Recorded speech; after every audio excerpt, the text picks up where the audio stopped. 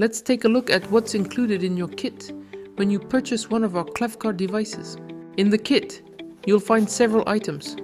A leaflet explaining the steps to follow for your first use, a USB cable for a wired connection, useful if you prefer to run your diagnostics via your computer, and of course the klavkarr scanner itself.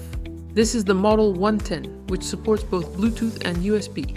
Let's now follow the steps shown in the leaflet to install the EOBD-Facile app on your smartphone.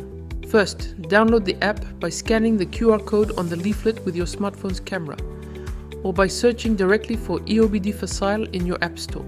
Next, let's find the location of your vehicle's OBD port. As mentioned in the leaflet, you can use our free mobile app. Where is my OBD2 port? Find it. Plug in your klavkarr. You're now ready to make your first connection. Start by switching on the ignition. Then launch the app and establish the first Bluetooth connection. Select your klavkarr, here, the 110 model.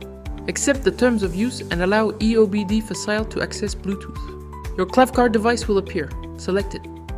The connection is made, you can start your vehicle diagnostic.